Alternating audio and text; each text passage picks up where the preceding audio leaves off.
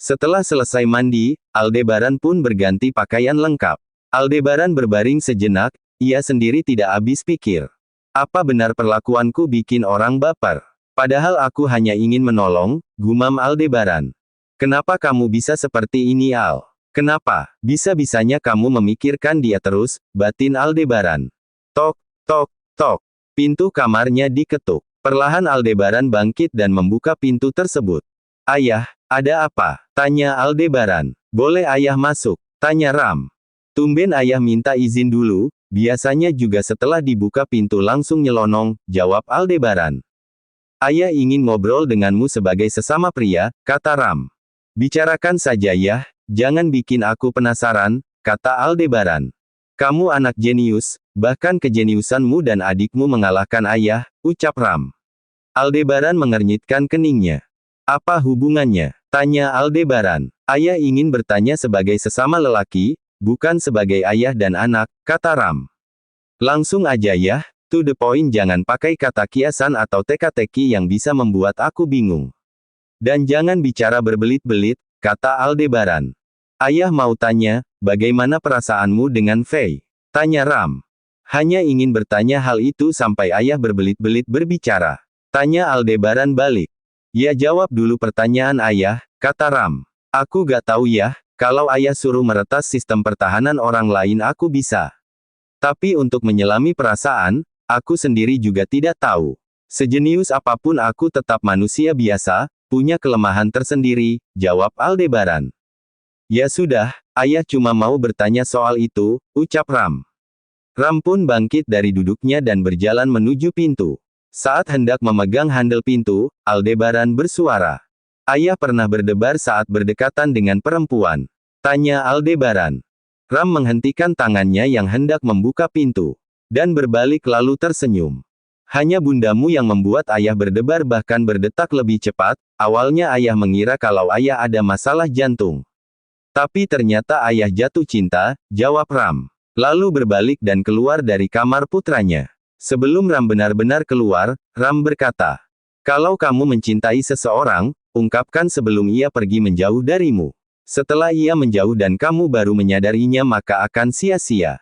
Harapannya sudah bukan untukmu lagi, ucap Ram. Aldebaran mencerna kata-kata itu, dan kembali berbaring. Tidak berapa lama masuk sang nenek. Kebetulan kamar tidak dikunci. Al, makan malam sudah siap, makan yuk. Ajak Wardina. Iya nek, jawab Aldebaran. Kamu kenapa? Tanya Wardina sambil membelai rambut cucunya itu. Gak apa-apa nek, cuma mikir kerjaan. Sudah beberapa hari tidak ke kantor pasti kerjaan numpuk, jawab Aldebaran. Jangan terlalu dipikirkan, ucap Wardina. Yuk makan, ajaknya lagi. Aldebaran pun bangkit dari duduknya dan berjalan menggandeng tangan sang nenek.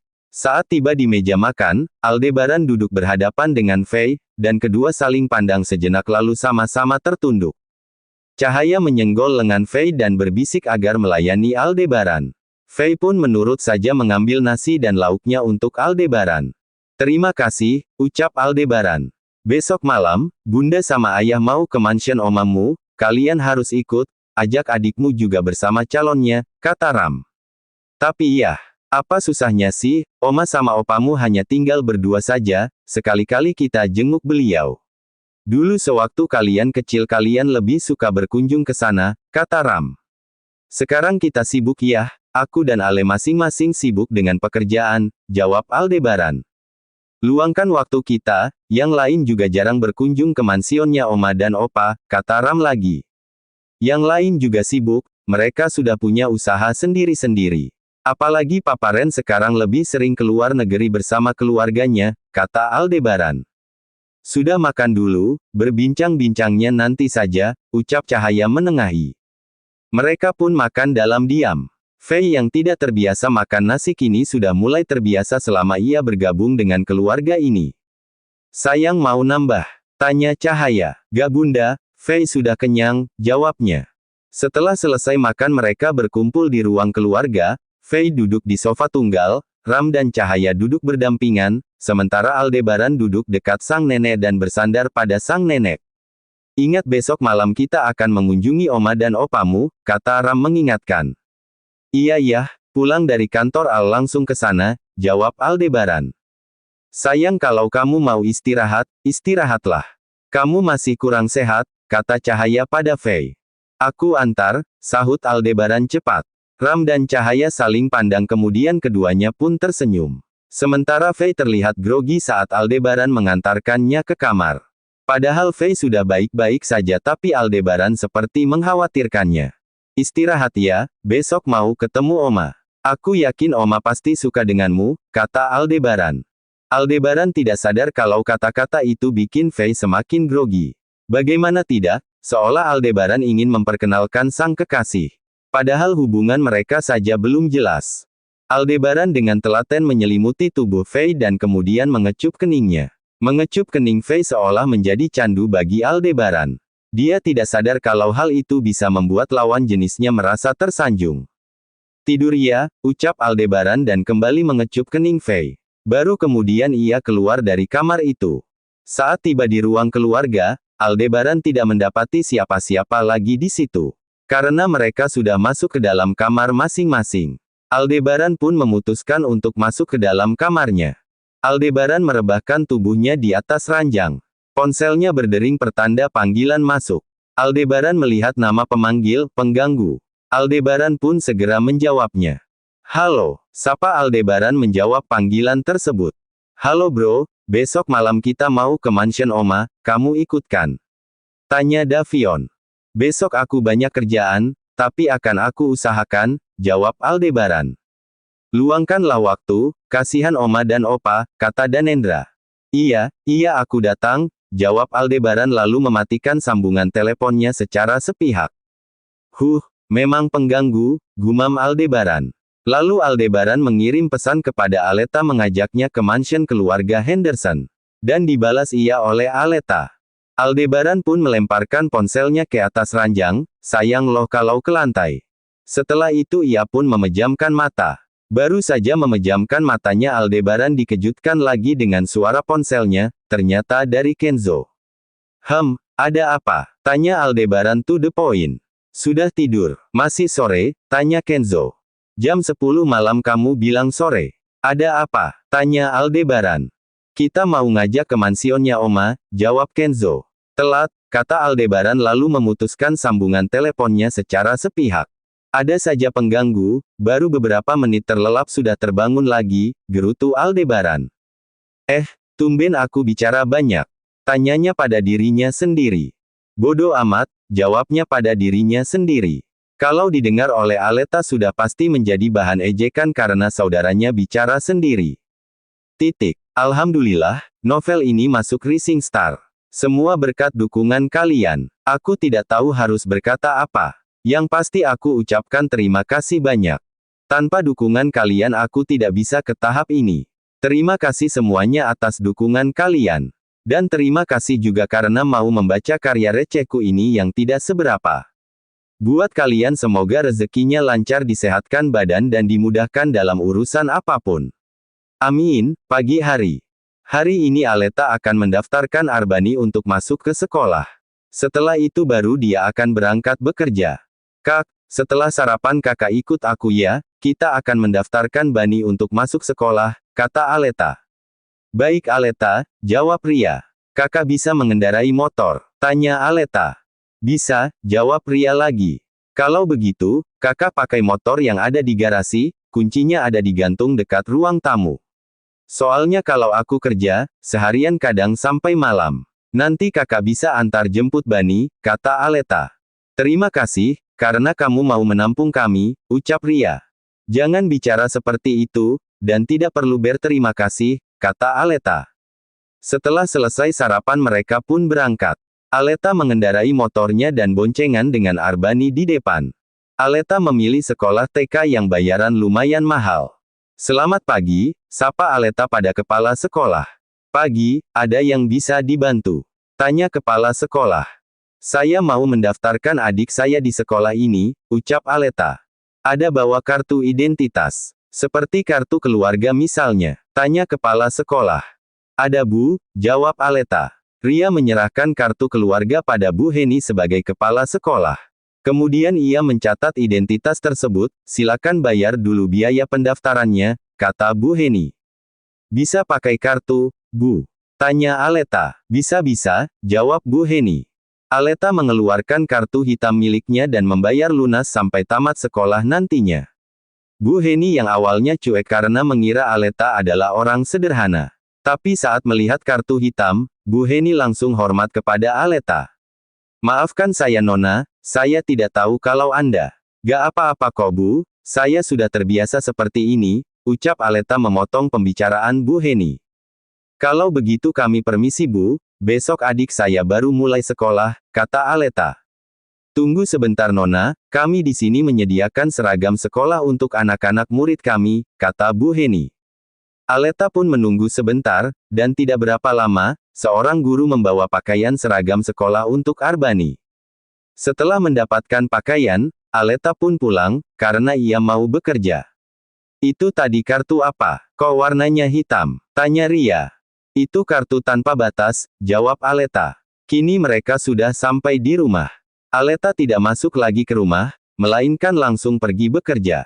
Sebelumnya Aleta sudah berpesan kalau malam ini dia tidak pulang. Ria pun mengangguk mengerti. Sampai di restoran, ternyata sudah ada Ars sedang menunggunya. Ars tadi menelepon Aleta tapi tidak dijawab. Karena Aleta sedang berkendara. Sudah lama, tanya Aleta. Sekitar 30 menit, aku nelpon tapi gak dijawab, jawab Ars. Maaf, ponselku disilen jadi gak kedengaran, kata Aleta. Oh ya, entar malam mau ikut gak? Tanya Aleta. Kemana? Tanya Ars. Ketemu keluarga besarku, ketemu oma dan opa serta keluarga yang lainnya, jawab Aleta. Boleh, aku juga pengen kenalan dengan keluargamu yang lain, ucap Ars. Aku mau kerja dulu, emang kamu tidak kerja? Tanya Aleta. Kerja, tapi kalau belum ketemu kamu, aku tidak bersemangat, jawab Ars. Gembel banget, ucap Aleta. Hahaha, gak kok, mana ada gombal, tanya Ars. Sudah sana kerja, gimana mau nikah kalau malas kerja, kata Aleta. Jadi kamu mau nikah denganku? Tanya Ars. Ketemu keluarga besarku dulu, kalau mereka terima berarti kamu beruntung, jawab Aleta.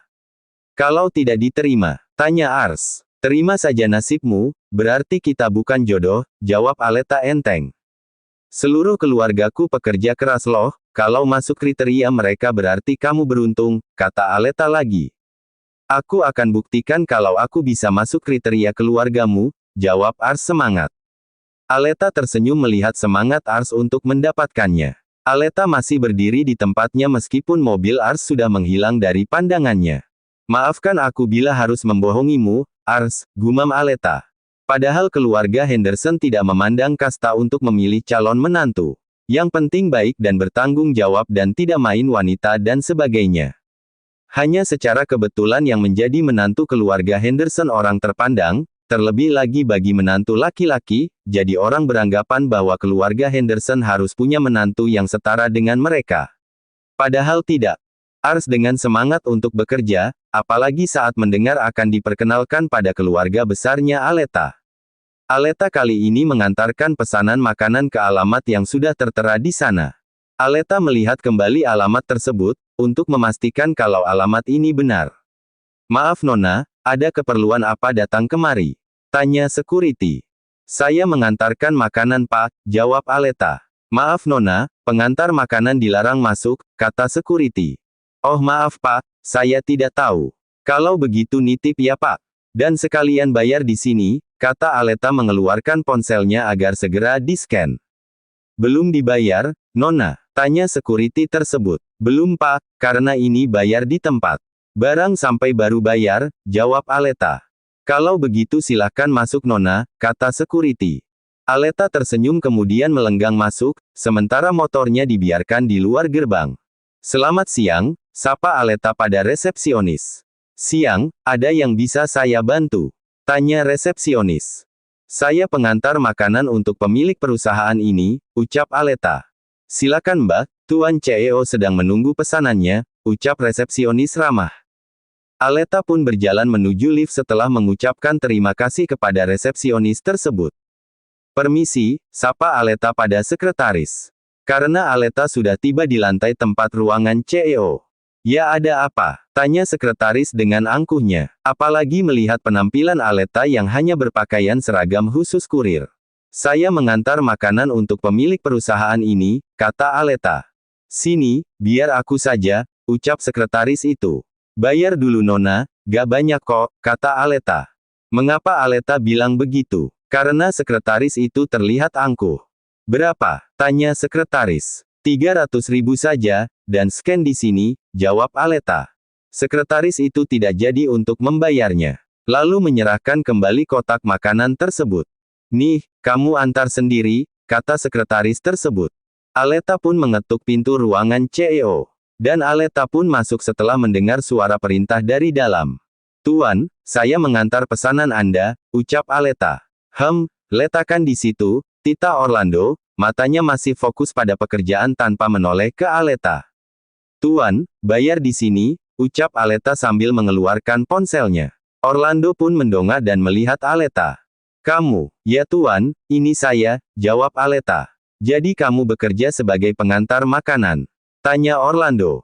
Benar Tuan, yang penting halal, jawab Aleta. Bukankah kamu sudah menikah? Mengapa masih bekerja? Bukankah suamimu pengusaha sukses? Tanya Orlando beruntun. Ini kemauan saya, Tuan, jawab Aleta. Orlando pun membayar makanan tersebut. Aleta pun tersenyum dan berterima kasih kepada Orlando. Tunggu. Aleta menghentikan langkahnya. Orlando pun bangkit dari duduknya dan berjalan menghampiri Aleta. Apa kamu ada masalah dengan suamimu? Tanya Orlando. Maaf Tuan, masalah keluarga ada privasi, jawab Aleta. Brak, pintu dibuka dengan kasar. Tuan, sistem perusahaan kita diretas, ucap sang asisten. Apa? Kok bisa? Tanya Orlando. Maaf Tuan, peretas itu sangat kuat, dan kami tidak bisa menanganinya, jawab asisten. Bisa saya bantu Tuan? Tanya Aleta.